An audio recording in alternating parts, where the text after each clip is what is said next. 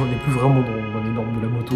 Ces estancias incroyables, magnifiques, qui correspondaient parfaitement à ce que je recherchais de la Patagonie. Pour se ressourcer, il y a rien de tel.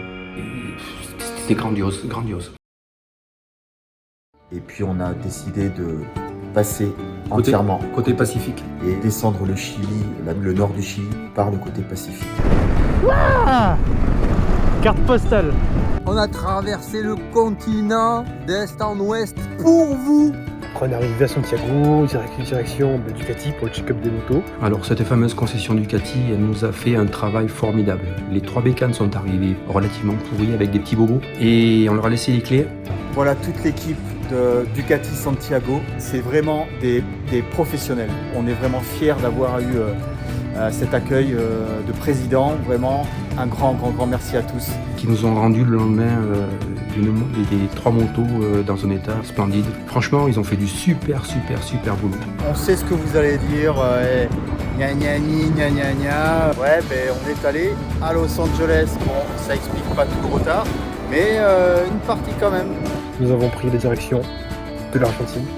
On part sur quelque chose de nouveau, sur quelque chose de bien. Le reste de l'aventure s'annonce plutôt fun, sympa, amusant.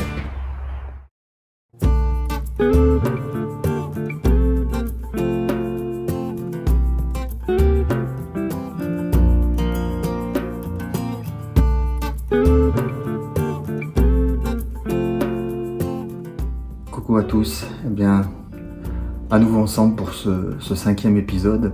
Voilà, on va un peu discuter de ce qui s'est passé depuis qu'on a quitté le Chili.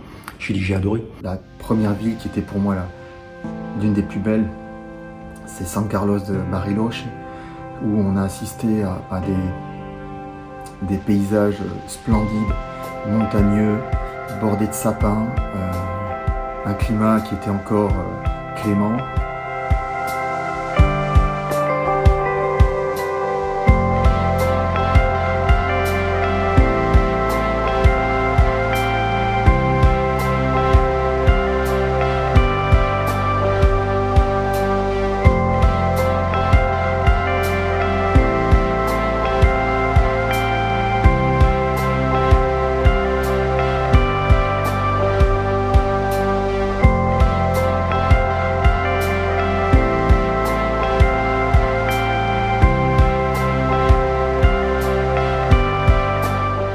Nous avons commencé par une estancia, petit concept d'Argentine, une estancia qui sont des hôtels fermes.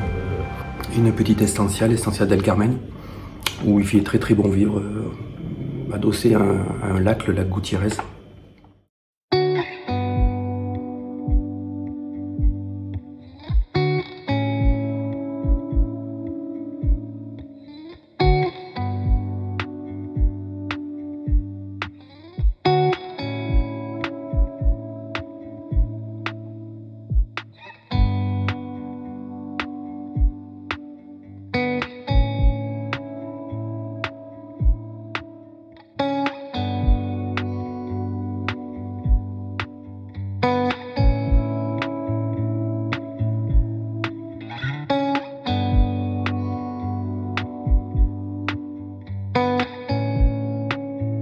Alors déjà, à commencer par ça, c'était plutôt bien l'Argentine, et tous ces paysages avec des forêts de pins, une verdure qui nous claque aux yeux.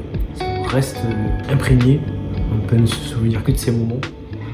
On se met en route vers le reste du périple, c'est-à-dire on se met en route vers Tecla, et déjà de ça, on descend les hauteurs, parce que nous étions quand même une petite hauteur, pour l'Estancia del Carmen avec le lac. Ce qui est étrange, c'est notre départ de San Carlos de Bariloche, où justement on a toutes ces forêts de pins, et en moins de 3 heures, on arrive d'un paysage avec une forêt de pins verte, des lacs bleus, à des plaines arides.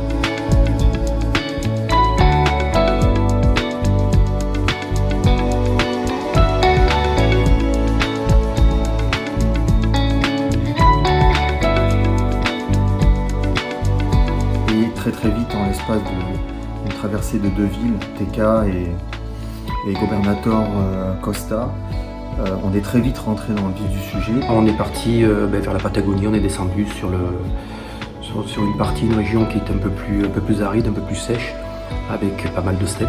Des immensités planes nous ont sauté aux yeux et c'était très surprenant parce que il n'y a pas eu de transition. Donc Teca, Gobernador Costa, puis Rio Mayo. Rio Mayo avec le deuxième estancia. Jolie estancia. Des arbres très, très gros.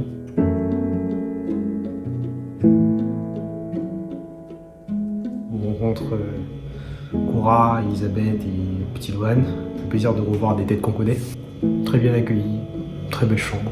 Avec Norma, qui a été adorable avec nous, elle nous a accueillis de manière extraordinaire. Et complètement différente avec un nouveau concept à l'Estancia Genguel chez Norma, le concept de l'assado al palo. C'est une petite séance de dégustation culinaire.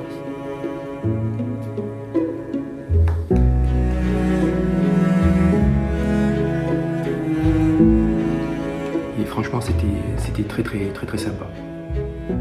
Salut à tous, et bien voilà, on quitte Rio Mayo. On a passé une nuit dans une estancia extraordinaire, superbe. Malgré le vent, il y avait un vent incroyable. En tout cas, c'était une superbe expérience dans cette estancia. Et un grand merci à Norma. Yo súper feliz con la visita de este grupo, muy macanudos todos. Elle dit qu'elle est très contente de la visite de ce groupe. C'est vraiment une estancia à vivre et à visiter. Elle est magnifique et elle est vraiment authentique. C'est super l'expérience qu'on a vécue dans une estancia en Argentine. C'est notre première réelle en Argentine. A plus, bye bye. Voilà. Ciao, Norma. Muchas gracias, Norma. Muchas gracias. Por todo. Muchas gracias. Gracias a todos. Ciao. Ciao. De là, on se dit, on continue, l'Argentine, c'est fantastique. Comme le Chili d'ailleurs. Après Rio Mayo, on est descendu encore un peu plus sur Barro Caracoles. Et surtout, les deux choses qui nous ont surpris, c'est vraiment la température qui a chuté très vite et surtout l'apparition d'un vent latéral qui était inouï. Là, on commence à découvrir vraiment le vent de la Patagonie. Ce vent qui secoue tout, qui te met la tête à l'envers, qui te met la moto à l'envers. Un vent latéral qui nous a la plupart du temps poussé vers la gauche, tout le temps. Les quelques moments où on avait le vent dans le dos, quand on était à 110 km/h, on n'avait plus de vent. Le vent était dans le dos, on était à vitesse zéro, on n'avait plus de bruit dans le casque, le moteur, on l'entendait parfaitement. Et donc on avait vraiment un vent qui était aux environs de 100 km/h. Ça, c'est très surprenant. On n'est plus vraiment dans les normes de la moto, tu dis que t'inclines au bon moment pour pouvoir prendre le virage. Non, il faut incliner de l'autre côté, sinon le vent te fout à terre. Il fallait prendre le virage à l'envers, à gauche, en penchant la moto, à droite. C'était un truc de fou. Et les routes, que des lignes droites, des magnifiques paysages de steppe, des lignes droites à n'en plus finir.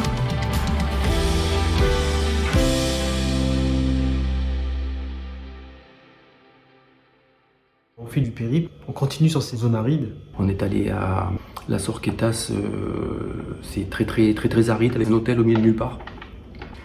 Le concept Harry Potter, comme vous dira Laurent. J'ai bien aimé, il fait aussi très froid.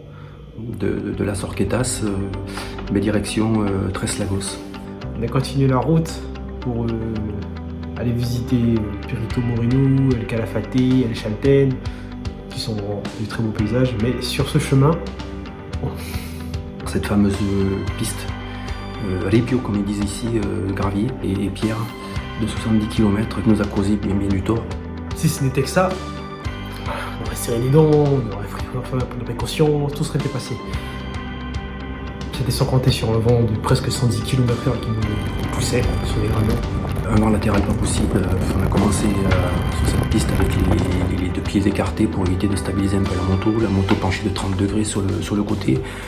en essayant de constamment suivre ce bandeau de route laissé par les traces des pneus des voitures. Parce que si on s'en écartait, on tombait sur le gravier et puis ça finissait mal. L'inévitable, c'est qu'il y a eu des chutes, malheureusement. Là, on s'est mis 5 fois par terre à cause du vent. On s'en est sorti quand même honorablement, malgré une cheville endommagée pour Patrick. Une arrivée à Treslagos, où j'en ai profité pour aller voir le Toulouse. Ensuite, après Treslagos, direction de Nouvelle Estancia, l'Estancia Estella.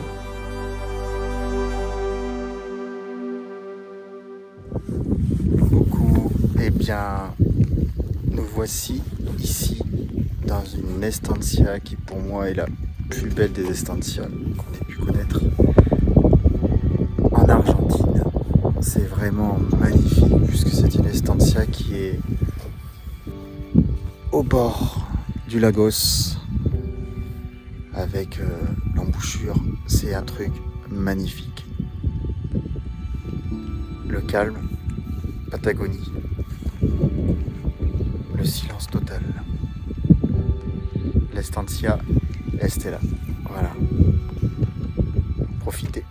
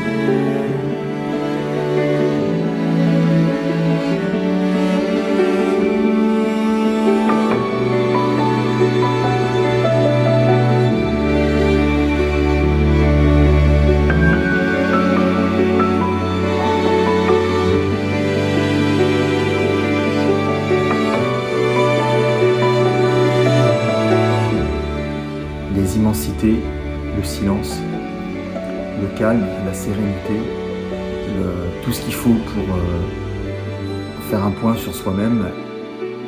L'Estancia, la Estella, c'est celle qui correspondait parfaitement à ce que je recherchais de la Patagonie. Pour moi, elle était incroyable, magnifique. C'est vraiment une Estancia qu'il faut vivre et y rester quelques jours. Pour se ressourcer, il n'y a rien de tel.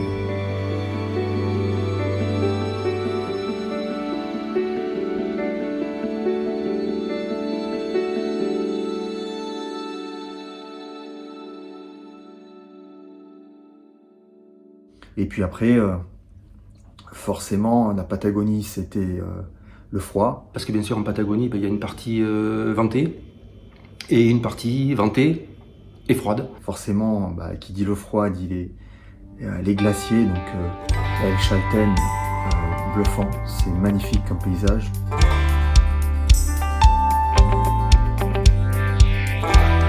Entouré de montagnes, on voit un glacier au loin, c'est magnifique.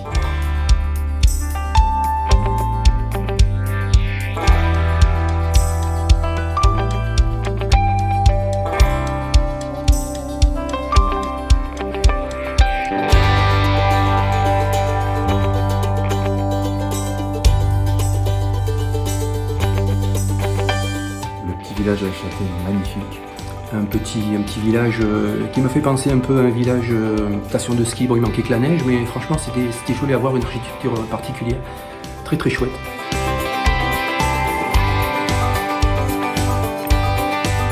Par la suite, ça a été le glacier, le fameux Perito Moreno. Ce qui m'a vraiment impressionné, c'est Perito Moreno.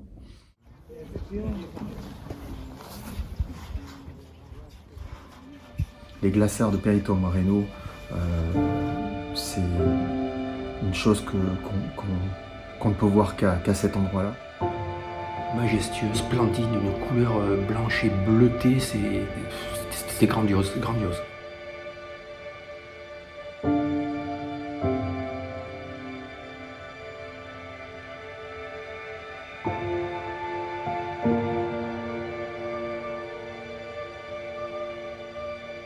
Coucou, eh bien nous sommes au Au frais. Perito Moreno, Au frais. glacier éternel, celui dont on parlait depuis longtemps. Qu'on voyait toujours en image, Il est toujours en photo. image. Donc c'est très impressionnant parce que c'est un glacier qui coule de derrière la montagne là-bas. Et pour donner un ordre d'idée, voilà, on voit un navire, je pense qu'on le voit là, tout au fond. On voit pas trop bien. Pour montrer un peu la grandeur de ce glacier, c'est gigantesque. Et bien voilà, nous y voilà. Et il fait froid. Il fait super froid. Voilà. On entend le bruit. Voilà. Et ça tombe, Wow. et ça tombe. Oh là là, regardez. C'est impressionnant. Quand on sait que ça fait à peu près 90 mètres de haut, le bruit était assourdissant, c'était vraiment incroyable, très surprenant. Qui nous a offert un très joli spectacle. Il était sympa. Hein. Elle a décidé de se détacher devant nous. Parfait. Puis bon, à l'issue de ce petit périple un peu glaciaire, on va dire, eh bien, on quitte l'Argentine. On n'a qu'un objectif, c'est d'arriver à Ushuaia. Et on va l'atteindre. La prochaine étape, ce sera le Chili à nouveau, avec Puerto Natales, puis ensuite à nouveau l'Argentine pour atteindre Terre de Feu, franchir le détroit de Magellan, et puis j'espère que tous les paysages de cette Argentine magnifique qu'on vous a concocté là, dans cet épisode vont vous faire plaisir. Et puis n'hésitez pas à commenter cet épisode avec le maximum de ressenti de votre côté. En tout cas, les nôtres ont été... on a été vraiment très très surpris de la beauté de ce pays qui est l'Argentine et surtout la Patagonie grâce aux Estanciens. Bon, prochain épisode, Terre de Feu, Ushuaia, et à très très vite. Ciao ciao à tous, salut. Un petit coucou et puis qu'à bientôt.